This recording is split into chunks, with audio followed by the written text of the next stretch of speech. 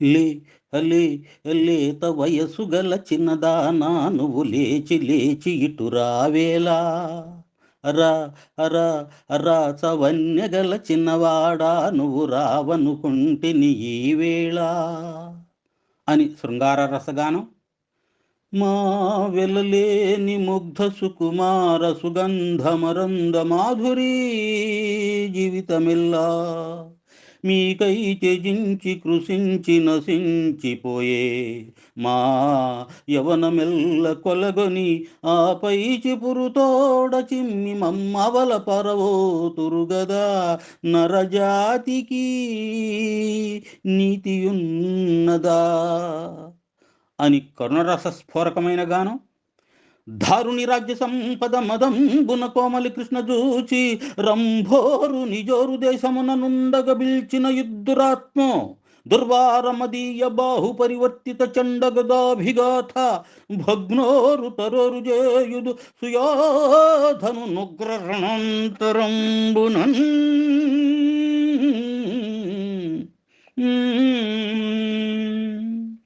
అని రౌద్ర రసానుగుణంగా గానం.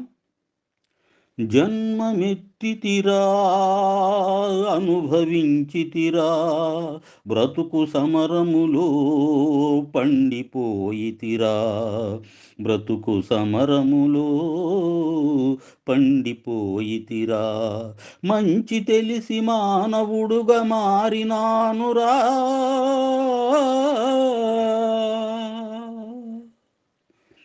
అని శాంతరసయుతంగా గానం. ఇది కుళ్ళిన సంఘం, వయసు మళ్ళిన సంఘం, దీని కీళ్లు విరిచివేయాలి, వేళ్ళు నరికి వేయాలి, పెన్ను విడిచిపెట్టి గన్ను చేత పట్టి పెత్తందారుల బద్దలు కొట్టాలి, పచ్చి నెత్తురులో కొత్త జగతి పుట్టాలి. ఇది కుళ్ళిన సంఘం, వయసు మళ్ళిన సంఘం అని బీభత్సరస భరితంగా గానం. ఇలా పాడుకుంటూ పోతే ఆ గాన గంధర్వుని నవరస గంగా ప్రవాహంలో మనం మునిగి తేలుతాం. ఆయన నవరసాలనే కాదు, దశమరసమనదగిన భక్తి రసాన్ని కూడా అనన్య సామాన్యమైన రీతిలో పండించాడు. వెంకటేశ్వర స్వామిపై ఆయన పాడినన్ని పాటలు మరెవ్వరూ పాడలేదు. ఏడు కొండల శ్రీనివాస మూడు మూర్తుల తిరుమలేశ, ఏడేడు జన్మల పాపముల నెడబాసి బ్రోచే వెంకటేశ, కోటికి పడగెత్తిన ధనవంతుడు నీ గుడి ముంగిట సామాన్యుడు, కూటి కోసం శ్రమపడే నిర్భాగ్యుడు నీ కృపకెప్పుడు సమపాత్రుడు. ఏడు కొండల శ్రీనివాస మూడు మూర్తుల తిరుమలేశ. చెరుకును ఎటువైపు నుండి కొరికినా తీపి రసాలే ఊరుతాయన్నట్లు ఆయన పాడిన ఏ పాట విన్నా ఆ సేతు హిమాచల పర్యంతం తన్మయత్వంలో మునిగిపోతుంది. ఆ గంధర్వ గాయకుని గళం నుండి వెలువడిన ప్రతి పాట తెలుగువాడు ఓ పసిడి మూటగా భావిస్తాడు. అందుకే కవిచంద్రం గారు, ప్రజలు మెప్పుగొన్న వారి పాటలు పెక్కుగలవు, అసలు మెప్పుగననిదేది అన్ని గీతములను ఆపాత మధురాలే అన్నారు. పాడుతా తీయగా చల్లగా పసిపాపలా నిదురపో తల్లిగా బంగారు తల్లిగా, పాడుతా తీయగా చల్లగా అంటూ హాయిగా గానం చేసిన ఆ స్వర చక్రవర్తి ఘంటసాల వెంకటేశ్వరరావు గాక మరెవరుంటారు? తెలుగు పద్యానికి పాటకు నడక నేర్పి సంగీత సాగరాన్ని మధించి అమృత తుల్యమైన పాటల భాండాగారాన్ని మనకందించిన అమర గాయకుడైన ఘంటసాల వెంకటేశ్వరరావు 1922 సంవత్సరం డిసెంబర్ 4వ తారీఖున కృష్ణా జిల్లా గుడివాడ సమీపంలో గల చౌటపల్లి గ్రామంలో సూర్యనారాయణ రత్తమ్మ పుణ్య దంపతులకు బ్రాహ్మణ కుటుంబంలో జన్మించాడు. తండ్రి మృదంగం వాయిస్తూ భజనలు చేసేవాడు. తండ్రితో పాటు ఘంటసాల పాటలు పాడుతూ నాట్యం చేస్తుంటే ఈయనను బాలభరతుడు అని పిలిచేవారట. తన 11వ ఏట తండ్రి మరణిస్తే ఘంటసాల కుటుంబం పరిరక్షణను మేనమామ ర్యాలీ పిచ్చయ్య చూసుకోవడం మొదలుపెట్టాడు. ఘంటసాల 9వ తరగతి వరకు చదివినట్లు సమాచారం. సంగీత విద్వాంసుల ఇళ్లల్లో పనిచేస్తూ సంగీతం నేర్చుకుందామని ఒకరి ఇంట్లో బట్టలు ఉతకడం, మరొకరి ఇంట్లో వంట చేయడం కూడా చేశాడు. పనైతే చేయించుకున్నారు కానీ సంగీతం మాత్రం నేర్పలేదు. ఇక్కడ లాభం లేదని ఘంటసాల 14 ఏళ్ల వయస్సులో తన దగ్గరున్న 40 రూపాయల విలువ గల ఉంగరాన్ని 8 రూపాయలకు అమ్మి ఆంధ్ర రాష్ట్రంలో ఏకైక సంగీత కళాశాల ఉన్న విజయనగరం చేరుకున్నాడు. అక్కడ అష్ట కష్టాలు పడి జోలి భుజాన వేసుకుని వీధి వీధి తిరిగి తిరిపమెత్తి జీవనయానం సాగించి 4 సంవత్సరాల సంగీతం కోర్సును 2 సంవత్సరాల్లో పూర్తి చేశాడు.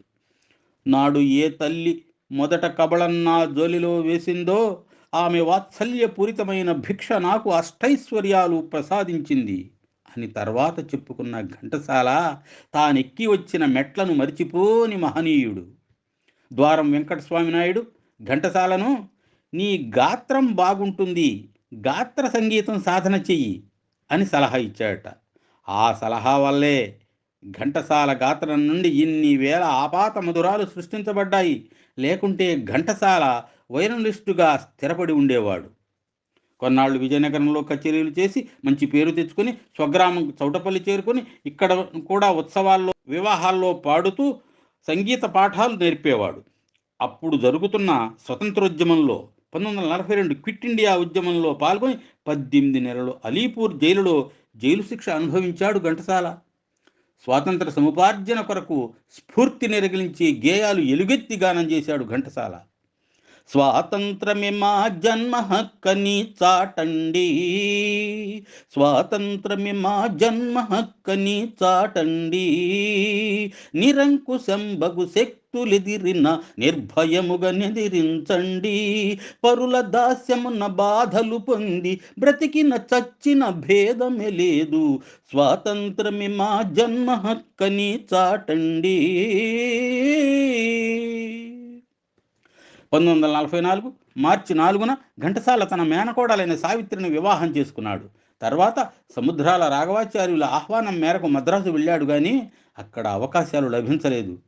అప్పుడు ఘంటసాల పానగల్ పార్కు వాచ్మన్కు నెలకు 2 రూపాయలు ఇచ్చి అక్కడ ఉండి పగలంతా అవకాశాల కోసం ఎదుక్కుని రాత్రికి పార్కులో నిద్రించేవాడు. తర్వాత మద్రాసు రేడియో కేంద్రంలో లలిత గీతాలు పాడుతూ సినిమాల్లో చిన్న చిన్న వేషాలు వేస్తూ నెమ్మదిగా సినీ రంగ ప్రముఖుల గుర్తింపు పొందగలిగాడు. అయితే హెచ్ఎంవి గ్రామ్ఫోన్ కంపెనీ వారు ఘంటసాల గాత్రం మైకుకు సరిపోదన్నారట. అలాగే గానకోకిల భారతరత్న లతా మంగేష్కర్ను మొదట్లో కీసుగొంతు అమ్మాయి పాడడానికి పనికిరావని తిరస్కరించారట. తర్వాత వీరెంత గొప్పవారయ్యారో మనకు తెలిసిందేగా. ఈ పరిస్థితుల్లో చిత్తూరు నాగయ్య, బిఎన్ రెడ్డిలు నిర్మించిన స్వర్గసీమ సినిమాలో ఘంటసాలకు పాడే అవకాశం ఇచ్చారు. గాలిలో నా బ్రతుకు తేలిపోయినదోయి, నీలిలో కలిసింది నాలినా బ్రతుకోయి. ఇదే ఘంటసాల మొదటి సినిమా పాట. ఈ పాటకు పారితోషికం 116 రూపాయలు లభించింది. తర్వాత భానుమతి రామకృష్ణులు తీసిన రత్నమాల చిత్రానికి సహాయ సంగీత దర్శకుడిగా పనిచేశాడు. అటు పిమ్మట బాలరాజు, మన దేశం లాంటి హిట్ చిత్రాలకు కూడా సంగీత దర్శకత్వం వహించాడు ఘంటసాల. 1951లో పాతాళ భైరవి చిత్రం విజయంతో ఘంటసాల పేరు ఆంధ్రదేశమంతా మారుమ్రోగిపోయింది. తర్వాత సాలూరి రాజేశ్వరరావు సంగీతానికి ఘంటసాల గాత్రం తోడై రసానందం తారాస్థాయికి చేరింది. దీనికి ఉదాహరణ మల్లీశ్వరి చిత్రం. 1953లో వచ్చిన దేవదాసు చిత్రంలోని పాటలు ఘంటసాల జీవితంలో ఓ మైలురాయి. 1955లో విడుదలైన అనార్కలి, 1957లో మాయాబజార్, 1960లో వెంకటేశ్వర మహాత్యం, ఇలా లెక్కకు మిక్కిలి తెలుగు సినిమాల్లో 1970 వరకు దాదాపు ప్రతి పాట ఘంటసాల పాడిందే. నటీనటుల ఆంగికాభినయం మించి ఘంటసాల వాచికాభినయం అంటే స్వరాభినయం చేశాడు. భావానుగుణంగా పాడటం ఘంటసాలకు వెన్నతో పెట్టిన విద్య. ఏ నటుడి పాట పాడేటప్పుడు ఆ నటుని యొక్క స్వరాన్ని అనుకరిస్తూ గానం చేశాడు ఆయన. ఈ విషయాన్నే చంద్రంగారు తన ఘంటసాల శతకంలో ఇలా అన్నారు: అగ్రనటులకైన హాస్య నటులకైన పాడి ఇతడు మెప్పు వడసె చాలా, నటులకనుగుణముగా నప్పినియన గొంతు ఘంటసాల మేటి కలరె సాటి, ఘంటసాల మేటి కలరె సాటి. లేచింది నిద్ర లేచింది మహిళా లోకం, దద్దరిల్లింది పురుష ప్రపంచం, లేచింది మహిళా లోకం అని గుండమ్మ కథలో ఎన్టీఆర్కి పాడితే అది ఎన్టీఆరే పాడినట్లుంటుంది. రహదారి వెంట మొక్క నాటి పెంచరా, కలవాడు లేనివాడు నిన్ను తలచురా, భువిని తరతరాల నీదు పేరు నిలుచురా, పనిచేయువాడి ఫలము నారగించురా అని తెనాలి రామకృష్ణుడి చిత్రంలో ఏఎన్ఆర్కి పాడితే ఏఎన్ఆర్ఏ పాడినట్లుంటుంది. ఓ పోయే పోయే చిన్నదాన నీ తీయని మనసు నాదేనా, కలలో పూచిన కమ్మని ప్రేమ కాయా పండ నెరజానా, ఓ పోయే పోయే చిన్నదానా అని ఉయ్యాల జంపాల చిత్రంలో జగ్గయ్యకు పాడితే జగ్గయ్య పాడినట్లే ఉంటుంది. చిన్నారిని చిరునవ్వు విరిసిన మల్లె పువ్వు, పొన్నారిని అందం పూచిన పూగంధం అని పసిడి మనసుల చిత్రంలో శోభన్ బాబుకు పాడితే శోభన్ బాబే పాడినట్లుంటుంది. మనిషి అయితే మనసుంటే కనులు కరగాలిరా, కరిగి కరుణ కురియాలిరా, కురిసి జగతి నిండాలిరా అని అమాయకుడి చిత్రంలో కృష్ణకు పాడితే కృష్ణ పాడినట్లే ఉంటుంది.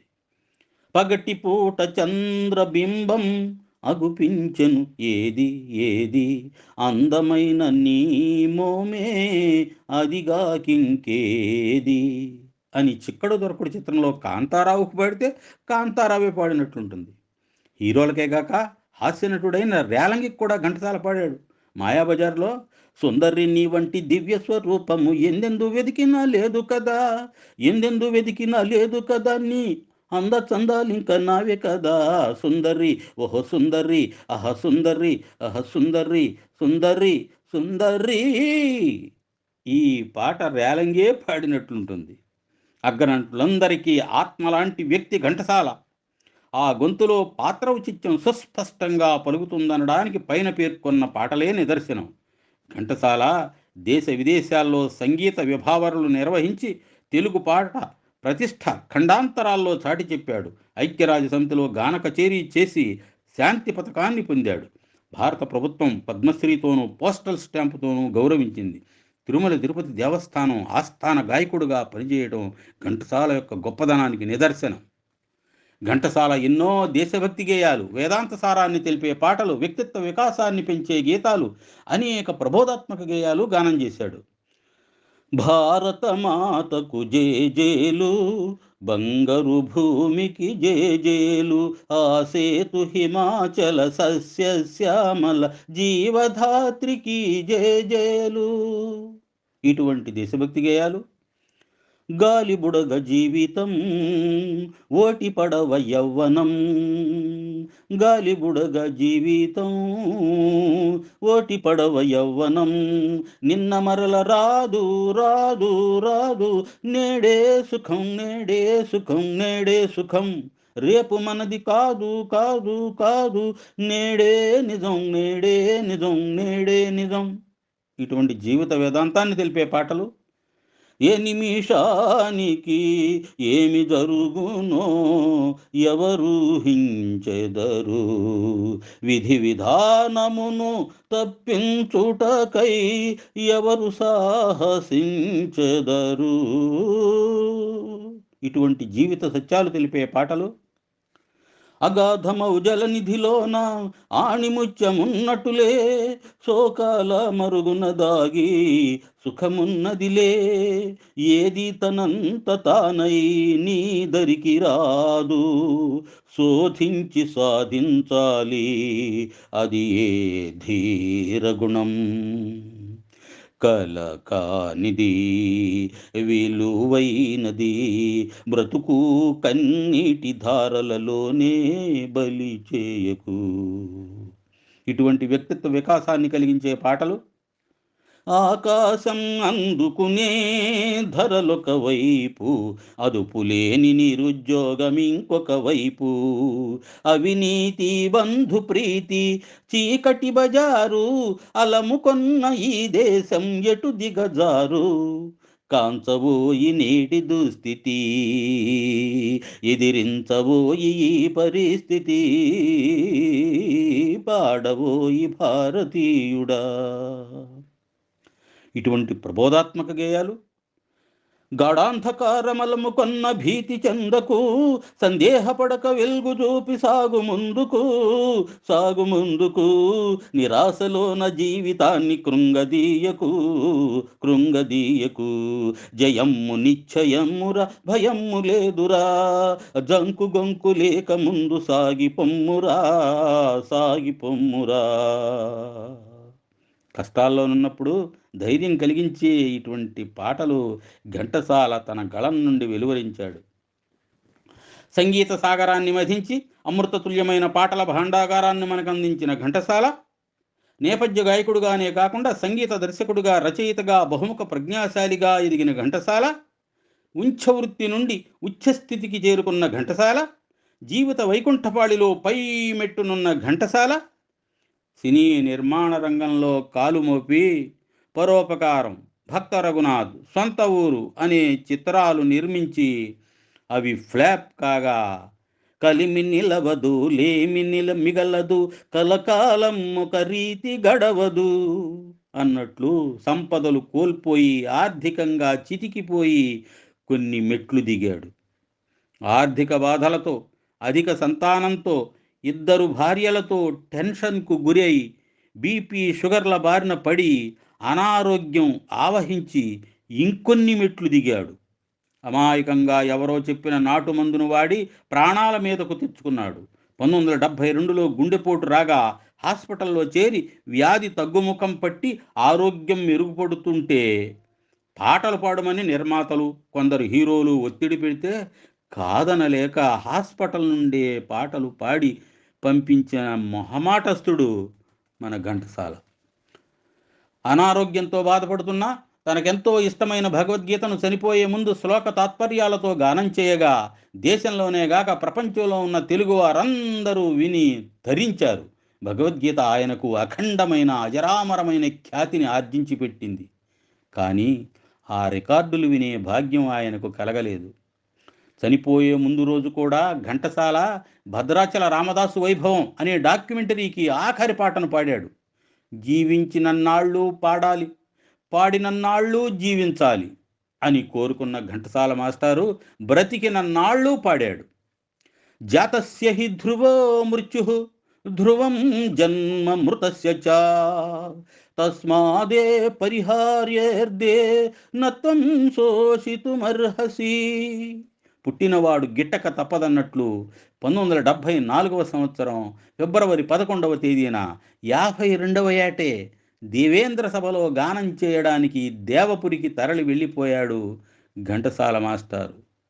విజయనగర వీధులలో తిరిపమెత్తిన దగ్గర నుండి ఐక్యరాజ్య సమితిలో గాన కచేరీ చేసి శాంతి పథకాన్ని పొందే వరకు సాగిన ఘంటసాల జీవనయానం ఎంతో ఆదర్శప్రాయం, ఎందరికో స్ఫూర్తిదాయకం. అమరగాయక అమర్ రహే.